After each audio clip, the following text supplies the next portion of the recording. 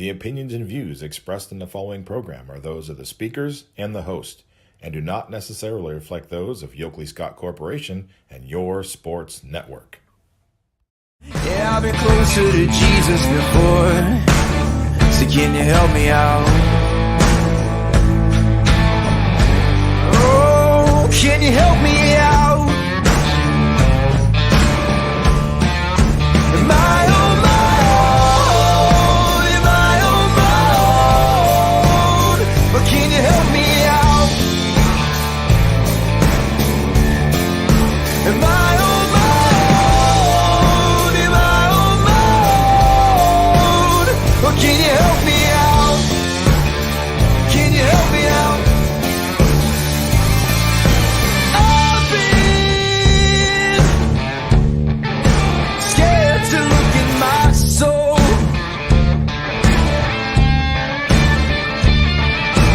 I've been afraid I would follow the road. Yeah, afraid of the things I've been told. And hello, everybody. Welcome into a glorious Monday episode of Running Point. We start a new week with a big smile because we have not one but two state champions in the Ysn family. We have one state runner-up. We had 3 teams playing on Saturday. And since the last time we talked, we also have a baseball team punched their ticket to state as well. Congratulations to everyone. We're going to talk about everyone in this show. But we start with the back-to-back state champion head coach, Steve Ward, from Austintown Fitch, someone that's always fun to have on the show. Coach, I mean, the obvious question is how you're doing, but I think I know the answer. It's an unprecedented run, and all the expectations, all the target, the big bullseye on the back, that these girls rose up to the challenge every single time. And, we completed this journey, and we're excited, and we're just haven't come down yet from it. I was at one of the scrimmages that you guys had way back when. It feels like forever ago now, looking back on it. One of the things that you said in the huddle was how special this team is and how nothing was going to stand in their way and how talented they were. And I was asked, and I said the only thing that's going to stop you girls is something that you guys do, because there's no one more talented than you guys in the state of Ohio. When you reflect on that conversation, those conversations in the scrimmages and the preseason, what kind of things stand out to you about what they were able to do this whole season? Well, I mean, just the high level of players that we got. Again, we talked to them numerous times that the only thing that's going to stop us is us. So we got to stay together. We got to keep working hard. We got to keep the sharp mental mindset. And just, that was a tri-way scrimmage, and just looking from that point to the end point. Wow. Well, I mean, what can you say about our Falcons? They just stuck together. They worked extremely hard. They stuck together nonstop. They're best friends, and just the results speak for themselves. I want to talk about this game because I'm a softball junkie. I want to talk through it. Watkins Memorial, it's a 4-0 win for you guys. You come out in the first inning. There's a big defensive play. You guys are the home team, so you get the bottom half. I think it was the first or second hitter of the game. I can't remember if there was 1 out or 2. But one out, second hitter. Hits a ball into the gap. It goes to the wall. And 9 times out of 10 in the state championship, when something like that happens, it's going to be a huge momentum swing. But Kayleana Ray goes to the fence, gets it, throws it into Ayla, who relays it into Roby. Tag applied. There's the out made at third. You take away what could have been a runner in scoring position with less than 2 outs, and all of a sudden there are 2 outs with nobody on base. What kind of tone does a play like that set for the rest of the game? It literally took the momentum out of their sails and put it right into ours, and got us right into what we want to be with our energy, how we want to approach the game. And you look at that, just a two perfect throws, perfect tag. You get Jordan Wyckoff out, who's just, she's batting over 600 for the year, going to Ohio, I believe, Ohio University. And so to get that out that early, just momentum shifter, and you could just feel our energy radiating off of us. And then that energy then took us into the bottom half of the inning, and Ayla Ray doing what Ayla Ray does. Just amazing. I also want to talk about Kayleana, because from a coach's perspective, get that ball getting to the fence is a little bit of a mistake. You can't let that happen. You got to cut it off. But most freshmen, when they make a mistake like that in that kind of stage, it can get wheels can come off. But we have talked all season. This is not your ordinary freshman. This is not your most freshmen. I mean, What kind of things can you say about the ability to say, okay, I'm gonna take what happened and I'm just gonna roll with it and make it the best defensive play I possibly can make, and put our team in a position at least to get that out. She was one arm of that play, so the others had to make it too. But hey, I'm gonna do my part in making sure that I don't compound mistakes. And, for her, that ball really goes very fast on that turf in Firestone, because it's got a real sand mix to her, so it's really hard. Our turf has got the pellets, so we're softer, and that ball just takes off out there. So recovers, gets the ball off the fence, does not hesitate, relays it right to Ayla, and the end of the play. But for her to have that wherewithal and just that mental toughness of, okay, the ball went by me, I know this girl's going to third, I don't even need to look, I know where Ayla's going to be, and let's go. It's just amazing. And that's why I'm going to say she's the best freshman in the state. Bottom of the first inning, you guys keep that momentum and you take it and you just roll with it, because Ayla Ray hits a home run, second batter of the game. It's both teams have the second batter of the game hit the ball pretty hard. That could have been a momentum swing for both teams. Ayla's the one that you can't defend because it goes over the fence. Talk about that home run and the feelings that you had when you saw that at bat and the way it transpired. As soon as it went off the bat, I knew it was gone. I was waving the finger and going, just because you saw how it just launched off of her bat. And again, Ayla Ray, just, what can you say, 2 state championships in a row, she hits a home run for us to take the lead. And then last year she scored the run to tie the game, and then she eventually hit the game winning go ahead run for us last year against Anthony Wayne. So what more could you say about Ayla Ray's career, and how special is it that her and her sister get to enjoy a state title together? How many siblings get to do that? That's just, it's amazing. When I liked watching the highlight, is she put the finger up for a second, and then I think she took it down, and I don't know this for sure, but I think maybe yesterday I hit one that I thought was a bomb for sure, and it bounced over the wall for a ground rule double. Maybe that was in her mind. Maybe I should just wait to celebrate till around second, and I know for sure it's gone. But that was hilarious to see that. And when you think about the rest of the offensive performance, they tack on some runs early. And yes, Cassidy, who's a great pitcher, makes her adjustments and really stops you at 4. And for a handful of innings there, really kept your offense down. What do you see from your offense, especially early, to counter the initial game plan that great pitcher for Watkins Memorial and Cassidy had for you guys? Early on, we kind of knew that she was going to be going to the outside quite a bit based on what we've seen from her. And so we were ready, and we jumped on it. And I think that rattled Watkins Memorial quite a bit, us being so aggressive. And then great players do what great players do, and Carson settled back in, and they switched their game plans. You saw a lot of off speeds and changeups coming to us in the 3rd and 4th inning.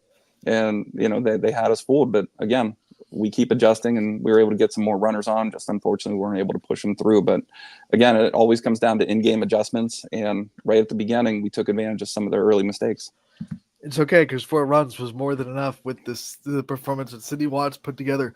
I put this out on Twitter, and I think this performance might not have been the best, like from a fundamental standpoint of most executed pitch game that she's ever had, but one of the most impressive performances I've seen from her, because it wasn't the best execution-wise, but she still was able to make adjustments in the game, go away from some pitches that maybe weren't working, or maybe they were laying off, or whatever it may be, and she still finds a way to shut out the team and get her team in a position to win. What did you see from Sid in the circle, especially through the progression of the game, trying to make the adjustments, just finding ways to get outs, even if it wasn't the way we normally see her do it? Well, again, I think that between Walsh and Watkins Memorial, those are 2 of the best hitting teams you're ever going to see. Top to bottom, you can't take an off pitch, or else they're just going to go. And again, having a college level umpire at the plate, the strike zone was very narrow, to say the least. It was, by the book, definitely. And so with those 2 things combined, having a great hitting team, and then, not really getting the river a whole lot or anything, it's constantly managing your pitching, because you cannot throw a perfect strike to any one of those hitters from Watkins. You just can't do it, because they're going to take advantage of it. So her managing her pitching, moving around, trying to get them to chase here and there. And they were a great disciplined team batting. They did not chase much. So in my mind, we were okay with giving up a walk here and there in order to then come back and attack the next batter a little bit better. And just masterful piece, just mental toughness, her in the circle, like calling her whole game against that level of a team. Unbelievable. I thought the true moment when I said, okay, she's going to be okay, was when the bases got loaded and it was still a pretty close game and they had opportunities to really take their momentum. And she gets that out to get out of that inning and to leave the bases loaded. Yes, they put runners on after that. They weren't done fighting as an offense, but I felt like that inning in particular was the one where I just went, okay, Sid's going to grind through whatever this Watkins Memorial lineup throws at her. I tell you, you look at that play, and she's coming up and in on the batter, and it hits the batter's knob of the bat, and just by circumstance hits the batter's knob, because again they were crowding the plate. They were expecting us to go outside a little bit, and they were going to lay off some of the inside high stuff. But for it to go off the barrel of the bat there, the knob of the bat, go in fair territory, Sydney to have the mental awareness of what is going on, because everybody froze in a moment, like what just happened. And her just running out of the circle, getting the ball, staying composed in that moment, and throwing it to first for the third out. Again, you talk about momentum changers. That what more can you say? Like that is a high pressure moment that, if you fumble the ball at all or you airmail it, that's going to cause a lot of damage. And that said, just locked in as always. Talking to her mom after the game, and she talked about how much that she saw from her daughter, the growth and maturity throughout this season. I'm wondering, as a coach's perspective, getting to be with her every day, getting to practice with her and outside of games, how much have you seen Sid grow mature-wise from the start of the season to the end of the season, do you think? Unbelievable growth. Again, it's now, I think the reality is that she is a college level player, and she's going to approach everything in her life as a college level, D1 college level player. And so I think a switch just flipped. And now, again, you didn't have any immaturity issues last year or anything like that, but you just look at the fact of how she approached her game in classes, preparing for the ACT, everything that she's doing just speaks out that I am a D1 college level athlete and I'm training and working like it. All right, let's talk about the celebration and the moment that you guys won and what that was like from your perspective to see all the hard work that everyone in the program, whether it be your coaching staff, the players, the JV players who were on the bench that gave you a lot of energy. I know you buy into everyone in the program, whether you're playing or not on the field, has a role in the dugout. What was it like for you to see everyone be able to come together and celebrate back-to-back state championships? It's just a perfect moment of happiness. That last pitch, the girl swings at, we get the strikeout. What a fitting way to end the game on a strikeout like that. And then just to know from, the second week of June last year to this point now of how hard they worked, how much time they invested in the weight room, how much time they invested in their private coaches, their travel ball, going into, school, the wind and tear of schoolwork. I mean, our girls take high level classes, and so they practice and lift, and now they have to go home, do their homework, and then have a social life. And then just to have that again, defending state champions, everybody wanted to take a shot at us, and we welcomed it. And, what can I say? That they just played an amazing season. They did not take any time off. And to see them raise the trophy together and all the smiles and all the happiness of knowing that they did it together. Because again, not everybody's going to get to, be the pitcher, and not everybody's going to be able to be the shortstop, or, wherever it is that everybody has a role. Everybody's important. Everybody knows that they contributed to this championship team. And that's what we love is, we try to have everybody understand and feel important in our program. So when someone wins the Super Bowl, they get to say, I'm going to Disney World, right? I'm going to Disney World. What do you do to celebrate? Like, what's the next couple weeks look like for your end of the season wrap up? I mean, do you take some time off? Do you take some R&R after a long season? What's your way of decompressing, I guess I could say? There's not going to be any decompressing probably until after the July 4th parade. because again, the community is so excited. The school system is so excited. It's unbelievable that, we have businesses reaching out that want to have us down for team dinners. The 4th of July parade is coming up. I'm sure we're going to be invited down to a trustees meeting. I know one of our county commissioners said that we're going to be hopefully invited to the State House to go down there and be recognized down there. So it's going to be a lot of different events, and just it's awesome to see the excitement that the community and school system has for us. It's unbelievable. Yeah, I think people forget that when you win a state championship, it's great, but that doesn't mean that you get like to just go off into the sunset. Like it brings a lot of stuff. It brings a lot of attention, a lot of media obligations, a lot of appearances. People want to see this team. What's that like for you to be able to share what you guys have been able to do with so many people in the community and the state? Everywhere that you guys are going to go and kind of represent the Fitch school system. It's very humbling, quite honestly, that we've talked before. I'm more of a quiet person. I'm more, kind of introverted, and to be out in the spotlight and everybody recognizing what this team has accomplished, it's just so heartwarming and humbling that, you take a step back and you just try and take it all in, because nothing's ever guaranteed. And, 30 minutes after the game, I'm being asked about a three-peat, and I'm like, oh my God, I just want to enjoy right now, and I'll worry about that. And, when that time comes. So, again, just to be able to be in the moment and recognize that, this is something truly special that these players and this team has done, coaching staff included, just unbelievable. So we're just going to enjoy every opportunity and every moment, because again, you never know if it's ever going to come around. Don't worry, Coach. We have next year's season preview to talk about it. We're gonna enjoy this moment here on YSN. Well, we'll let you talk about next year, March or February when we do our season preview. Okay. Well, we'll let you enjoy this rounded players. I appreciate it. Let's talk about softball in the area. We had 3 teams down there, all on Route 46. Canfield, South Range joining you guys in the state tournament. We had Canfield win. South Range fell 2 runs short, but what was it like, as just someone that I know loves softball as much as you do, to see the area so well represented? And we had Matthews in the state tournament as well. 4 teams and 4 divisions, all from the Valley. Mm-hmm. What was it like to be able to be a part of that? Just amazing, the softball talent in this area. How I think everybody raises up their level around each other, because with our players, we knew Molina Toth and the Canfield Cardinals were going to be a heck of a game. So we're raising our levels. They're raising their levels. South Range, again, I don't want to say they snuck up on people, but, everybody said at the beginning, well, it's going to be a rebuilding year. And Coach Dro said, no, I don't think so. So to see what the area programs are able to do, it's just amazing to see that. And with what Vienna Matthews has done, I know they're a young team that they're going to return a lot. They're well coached. And again, it just, what is it? Rising tide raises all ships. Right. And that's it. And we are in a pinnacle time in this valley right now of softball, that, the talent level that you could take kids that are on everybody's respective benches, and I believe they'd be starters in a lot of different places.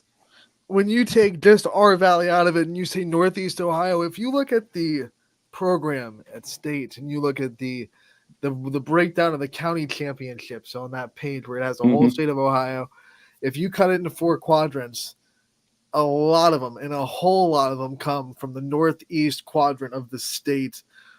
What do you? And there might not be an easy answer for this, because it's been years. It's not just this last decade. It's years of dominance from Northeast Ohio.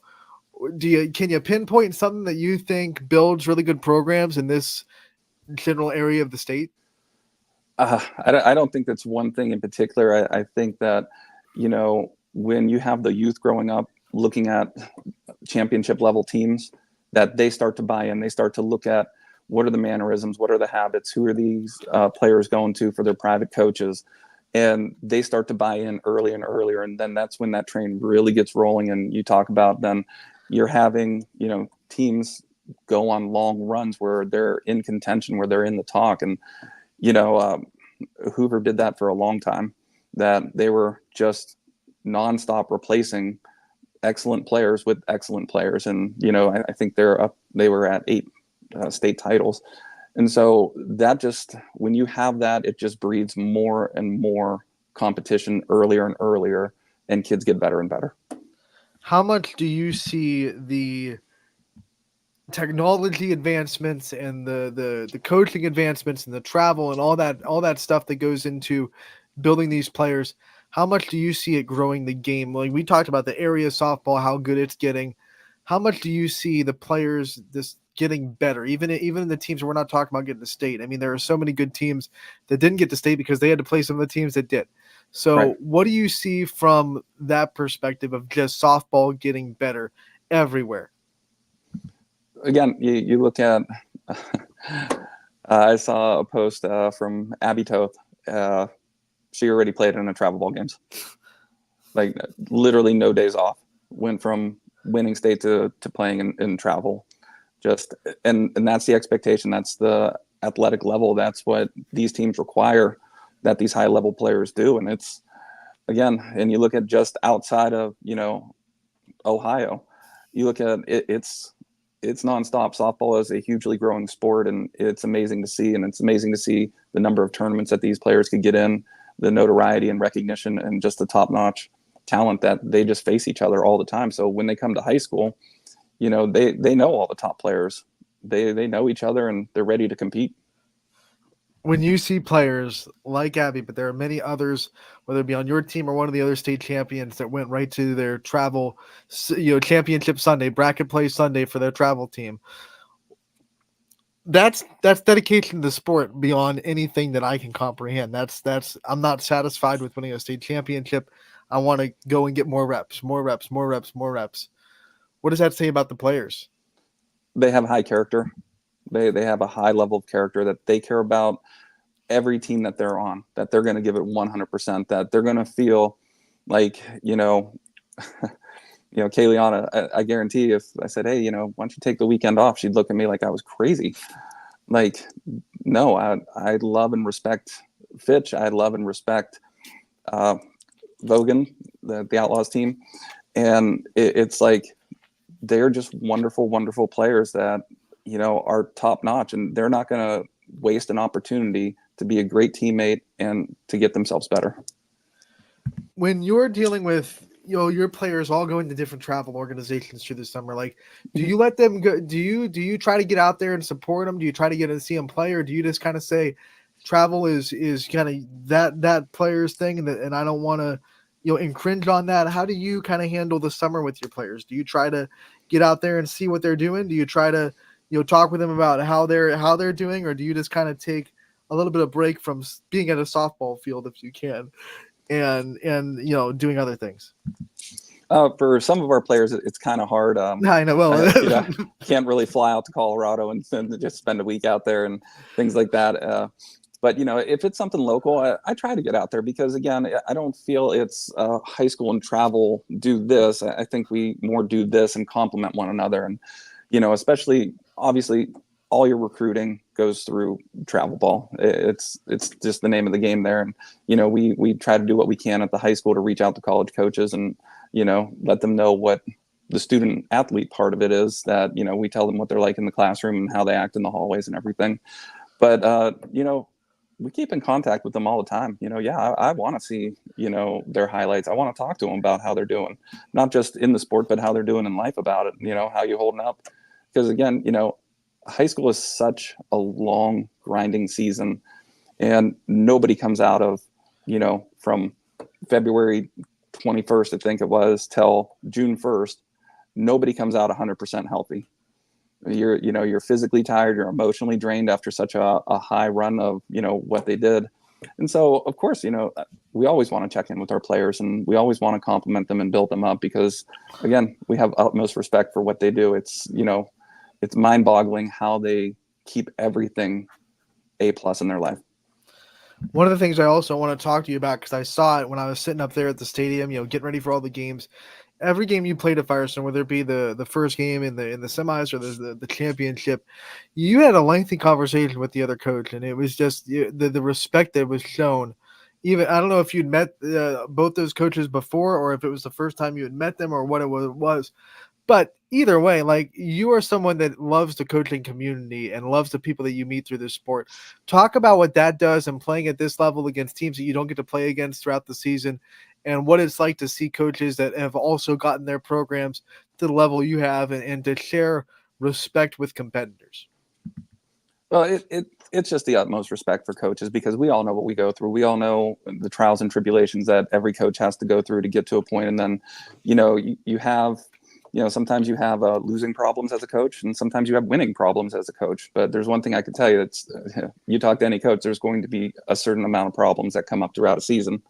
And so when you get to a chance to talk to coaches that maybe you don't really ever get to see too often, or first time you're meeting them, it's like just utmost respect that when we talk to you, I know and appreciate everything that you're doing to get your program to that point. And it's very complimentary. It's never trying to be underhanded or backhanded or, anything. It was a nice conversation with Coach S and Coach Jellison.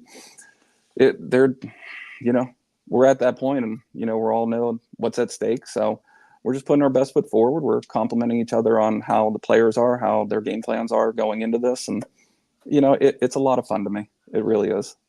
As we bring it full circle and we kind of talk about everything this Fitch team has been able to accomplish. You said what a feat, and I saw your Facebook post about the schedule that you guys had and the teams you had to beat to get there, and how much those teams were respected in the state and voted for in the state a little bit ahead of you guys. There's a wink wink nudge nudge, I think, in that too. When you reflect on the last 2 years real quick, if you could just state on what this means to the program as a whole and continuing the program success throughout the next 10 years, however long you're going to coach. I hope it's for a while, because I love these conversations. But forever, what does the last 2 years mean to Austintown Fitch softball and the future that it can have? Well, I tell you, when you just talk about the last 2 years, it goes on previous before that. All the players that came through here, everybody was a building block. Everybody helped create this program. And now we just had this NASA-like launch to, back-to-back state titles. And I think what I really love most is when our players are out and they just see community members say, "Oh, you're part of Fitch softball. That's awesome. We've been watching you. We've never watched softball before. And, we've been watching you." And, I'm in the school right now, and, so many teachers were like, "I listened to it on YSN and I wasn't able to go, but I listened to it on YSN. That's so amazing." It's seeing the girls be recognized for what they're doing. And I just love that. And again, I love our community. I love our school system. Everybody here just supports us. And like I said, we have local businesses reaching out. They want the girls to come down. It's just amazing. And again, it's very heartwarming for me to see that they're being recognized. And I love seeing that.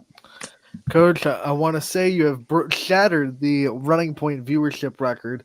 We're in the triple digits, so people love you. There's community out there that is watching and loving the fact that you are back-to-back state champion. We want to thank you for your time always. Congratulations, buddy. No one deserves it more than this program, these players, these coaching staff. We know everyone that goes into it.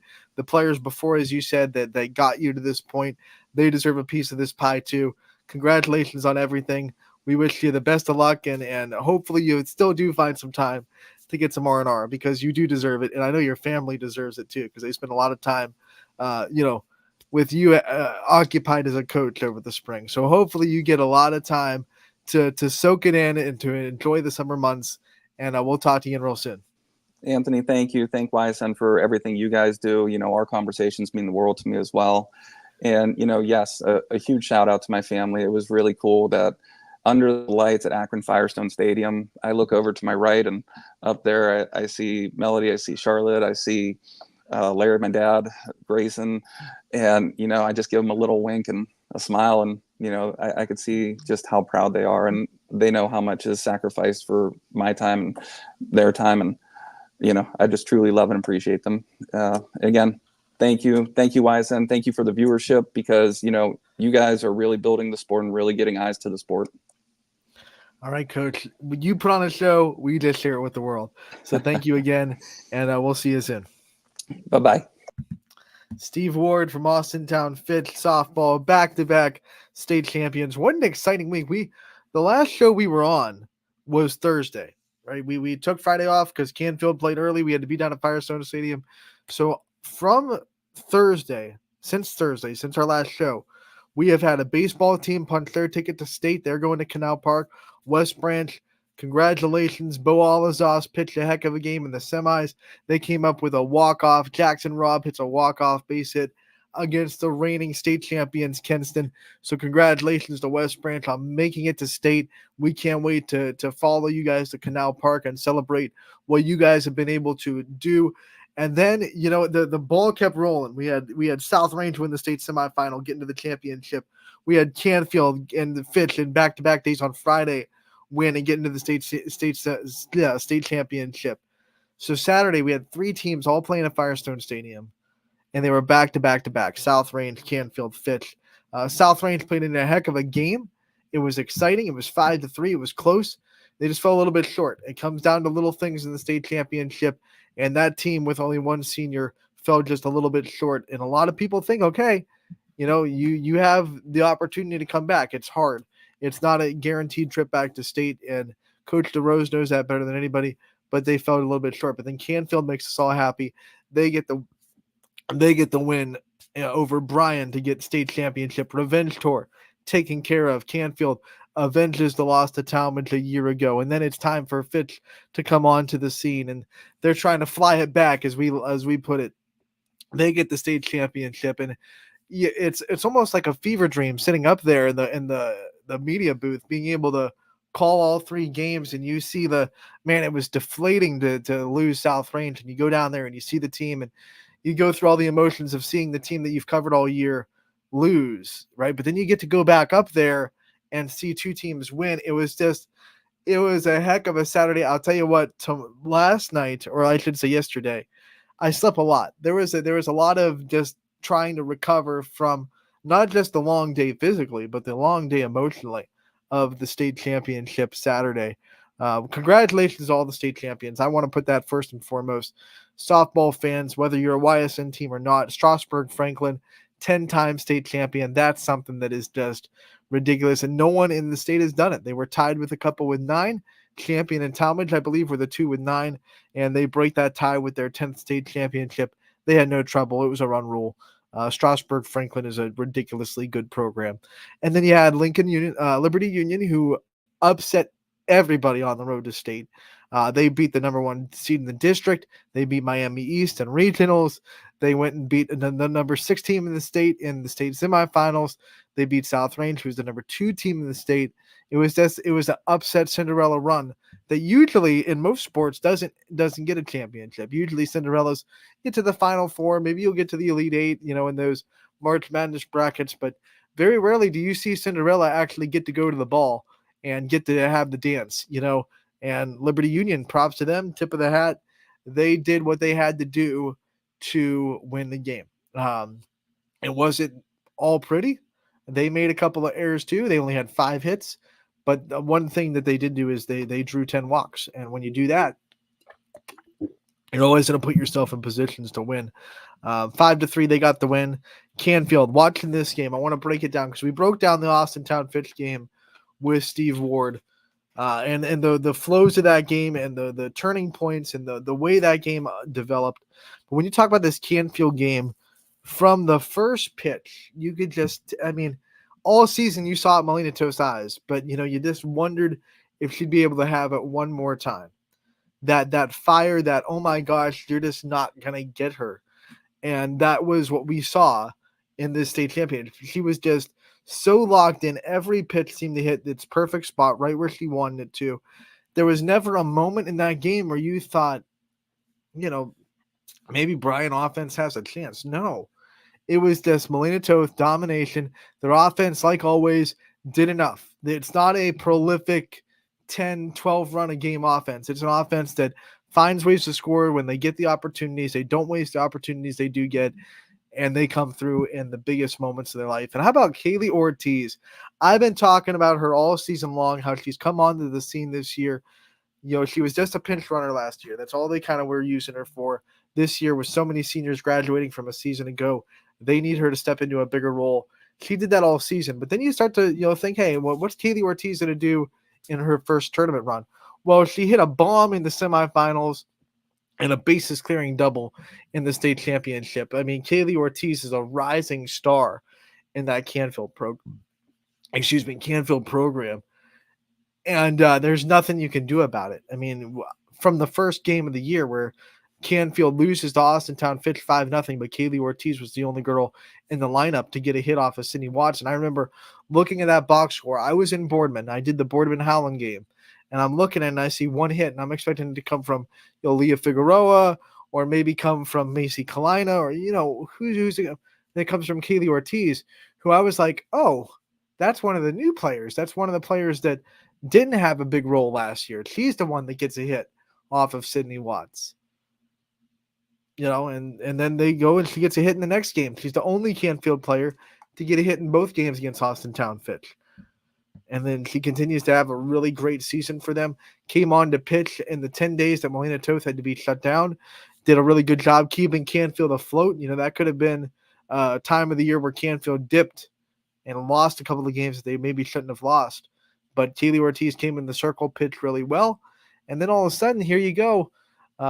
In the state semifinals, you get a chance to be, the big hero, and you do it. And then you do it again in the state championship. 3 out of the 4 runs that Canfield scored were because of Kaylee Ortiz in that state championship. That was really fun to watch. It was fun to watch Melina Toth get her revenge. We talked to her on Wednesday, a part of that round table, and maybe she wasn't as forthcoming about this attitude. She's keeping on the front of being in the media. But you just know last year's state championship sat with her all year. And she said, this is not going to happen to me again. Didn't pitch my best in last year's state championship game. I'm going to pitch my absolute best in this one. And she did. It doesn't get much better than what Melina Toth did in a state championship game. I mean, the only thing you could, if you're in a no-hitter, okay, that could have gotten better. But it doesn't, she was hitting every spot. She was locked in. There was not a single waiver in that Canfield pitching. And the defense made a couple of plays behind her. It was really awesome to watch Canfield. Just sometimes you get so locked into that dream for all year, and then you get there, and it's a little bit harder than you imagined. The Leprechauns went and moved the pot of gold, and they booby-trapped the end of the rainbow. You get there, you finally find the end of the rainbow. Sometimes the Leprechauns go and booby-trap the thing, right? This time they got there. They've been focused on it all year. Get back to state, revenge tour. They got there, and they were just absolutely locked in the moment that this was what was going to happen. And that was really cool to see because you can't – sometimes in sports, you don't get to write the story all the time. And Canfield got to write it. We've been using the metaphor of story all weekend for these softball players. They got to write the story. They got to finish it. They got to put the bookmark in it. And now they flip to the next chapter. What can we do after winning a state championship? But the chapter of this year, the Revenge Tour chapter, it's closed. And they got to write it. They got to sign it. They got to end it the way they wanted to. And the reality is in sports, you don't always get to end it the way you want it to, right? There were a lot of teams this year, everyone but one in every division, that didn't get to end the story the way they wanted to. Canfield did. And that was really fun to watch. Austintown Fitch, we broke down that game with Coach Ward. Watkins Memorial had a very formidable lineup. Formidable seems like it's underplaying it. Like, they had Division I talent on that lineup. Their home run numbers were ridiculous. Their averages were ridiculous. They weren't averages that were based on playing a bad schedule.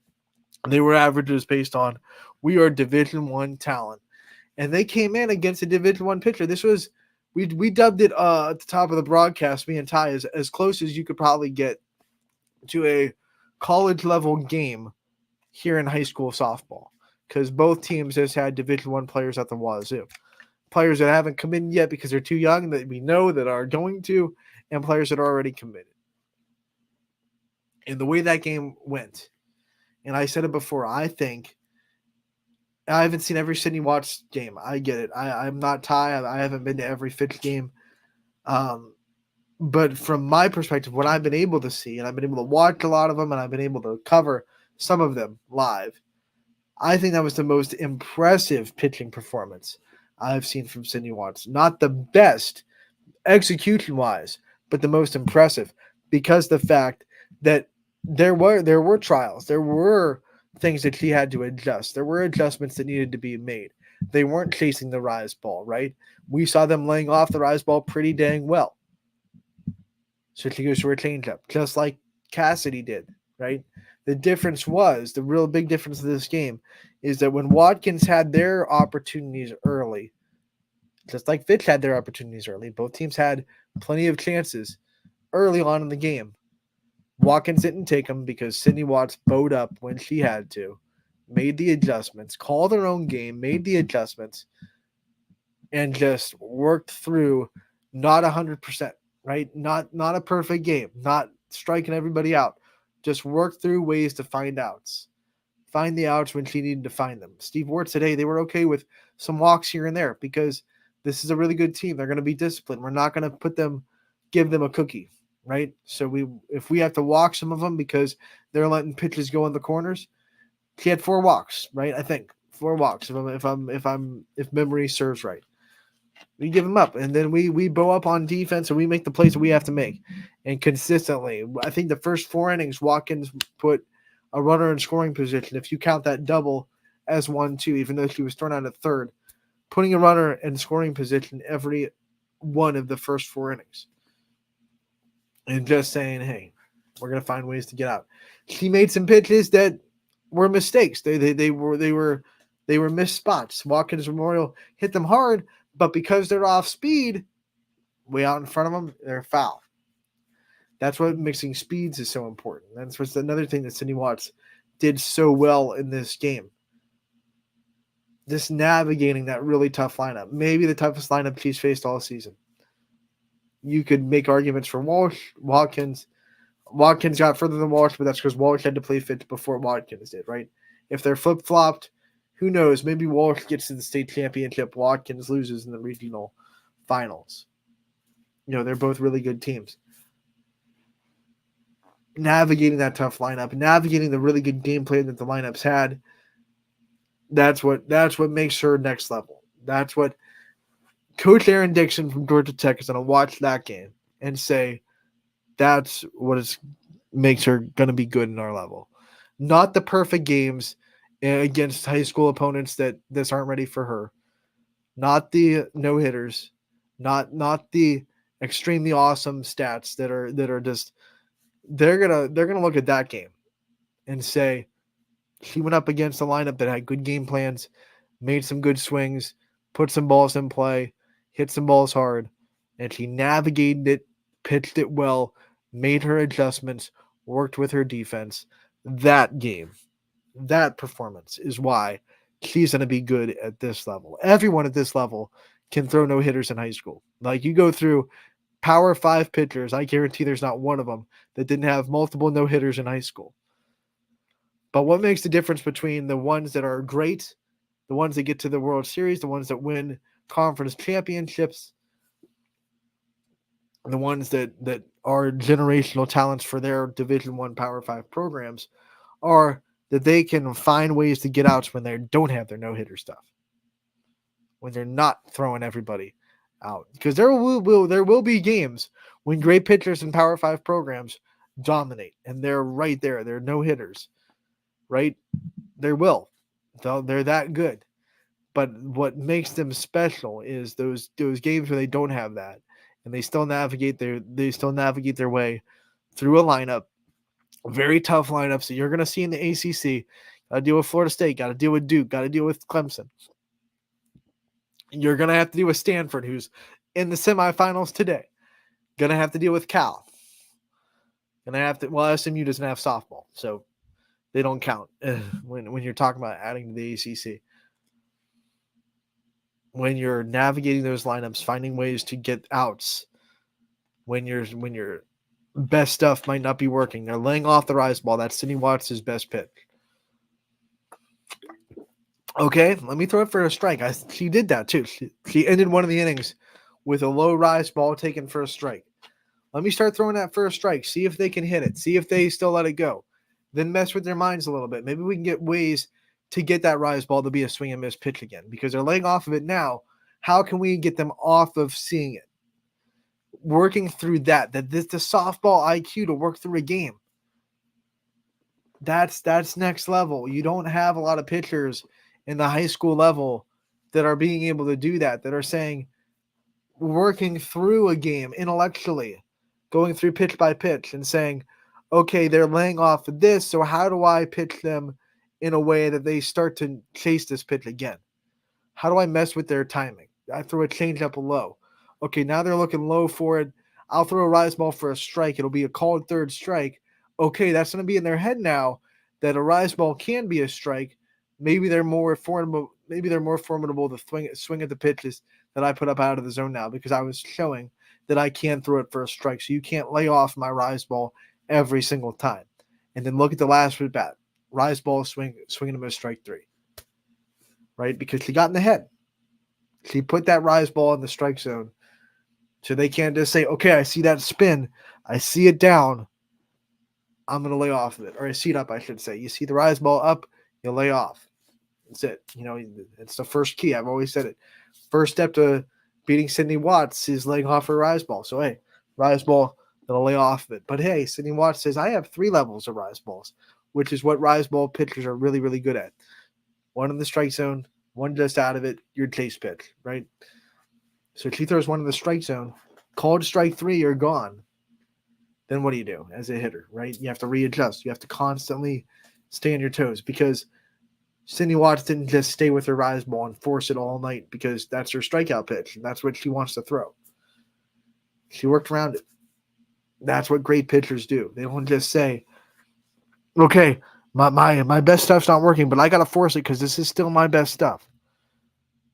That's when you get into trouble because that's when you start to try to spot your rise ball. It's flat, that kind of lineups, and I drill it over the fence. Man, I was just so impressed. I was so impressed with her ability to navigate the way that game went.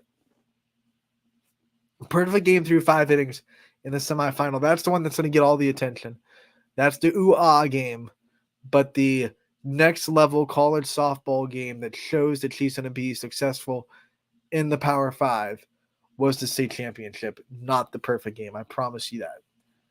And I promise you, if I had Erin Dixon on the show right now, she would say the same thing. If I showed her those 2 tapes and I said, which pitching performance shows you more that Sydney Watts is going to be ready to go when she steps in Atlanta?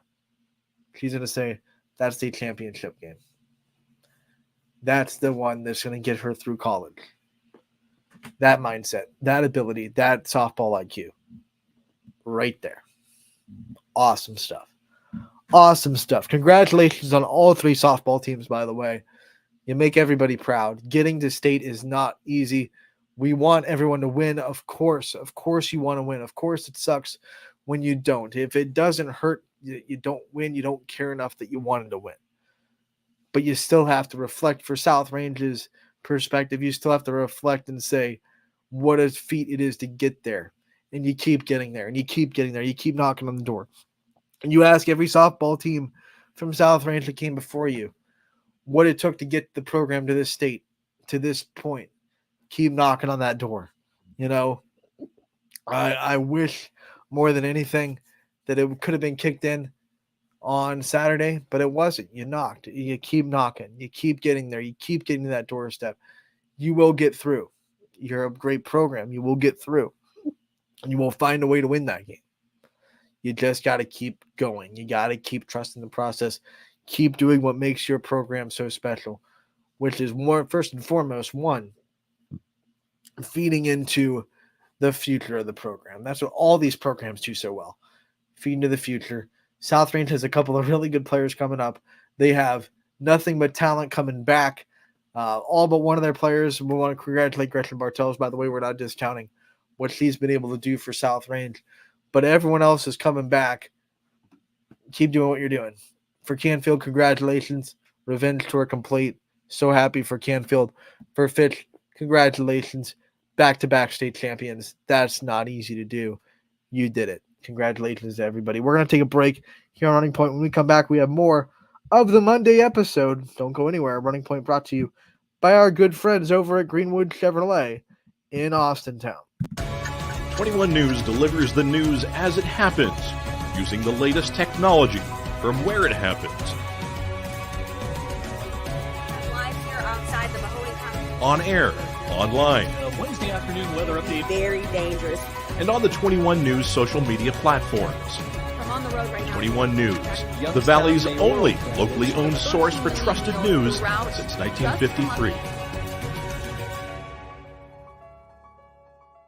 Craftsmanship to us is 60 years of pride and dedication.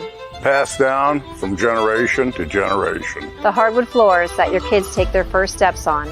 The solid wood doors you quietly close at night. The things we create day in and day out are the products that end up turning your house into a home. At Baird Brothers Fine Hardwoods, uncompromising quality and craftsmanship built our business. And it will keep us moving forward for generations to come. Going the extra mile at Greenwood Chevrolet means we want to take care of the community that takes care of us too. And we have to work together always. And that's how you stay in business for 40 years. You know, I love being a helper because when I help somebody, it makes me feel good.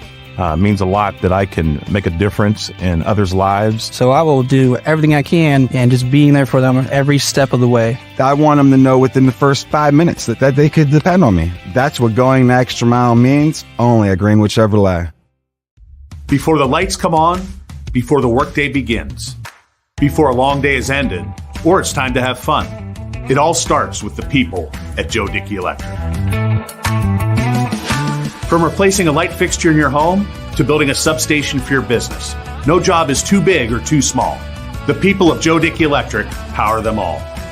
Joe Dickey Electric, over 60 years of powering the Mahoning Valley. Hello, everybody. Welcome back to Running Point on ysnlive.com. Monday episode. We want to thank you so much for tuning in today. We've had a lot of viewers. We love it. And we want to thank Greenwood Chevrolet, who you just heard from in that last commercial break, for being the sponsors of Running Point like they are every year. So we wrap up this show with a good luck tonight to Mohawk. We want to shout out the Mohawk Warriors. They won the WPIL over the weekend. On Thursday night, no, Friday, it got pushed to Friday, I'm sorry. On Friday night, they are the WPIL champions. They start their journey through the state playoffs in Pennsylvania. They do it a little bit differently than us in Ohio. They are 4 wins away from the state championship. So it all starts tonight for Mohawk against Harbor Creek at home, 4 o'clock. We wish the Warriors the best of luck. We still have softball going on in the YSN family. Do not forget that we do. We won't forget that we do. Softball season not over yet. We want to wish the Mohawk Warriors the best of luck. We also want to remind you that West Branch is playing in state. We will do our best to have a big show for West Branch on before Friday, before their state semifinal. We are reaching out. We are trying to our best to be able to share who we're going to have on and everything like that. We are trying to just knock that down. Me and Ty are hard at work, scheduling everything, knocking it down. As soon as we have everything solidified, we will promote when we'll be highlighting West Branch because we are so proud of their baseball team for making it to state. We don't want that to go under the rug at all, how proud we are of the Warriors baseball squad. Class B baseball is going to continue throughout the summer. So this show is going to be talking a lot about the Class B night before. We'll have recaps for Class B tomorrow and throughout the rest of the summer. So we'll be spending a lot of time in the Class B website as well. That's kind of what to look forward to in the summer months. This is when I get to kind of flex my creative muscles too with guests. We're going to have guests probably from the softball world. I love to bring people that I know from the softball world on just to shoot the breeze a little bit in the summers for Running Point. So we'll continue that too. But I wanted to remind everybody that Running Point is not going anywhere throughout the summer months. We will be here Mondays through Fridays, 1 to 2. Like always, we will have some fun over the summer months. All right. Thank you so much for tuning in today. State championships. Congratulations to Canfield and Fitch again. Congratulations to South Range for making it there. Congratulations to Mohawk. To Matthews for getting there as well. We want you on the YSN train. Come aboard. There's plenty of room And good luck to Mohawk tonight in the PIA round 1 of the playoffs against Harbor Creek at home, 4 o'clock. Wish you the best of luck. That'll do it for today's episode of Running Point. We want to thank Greenwood Chevrolet for being the wonderful sponsors, and of course, all of you for tuning in.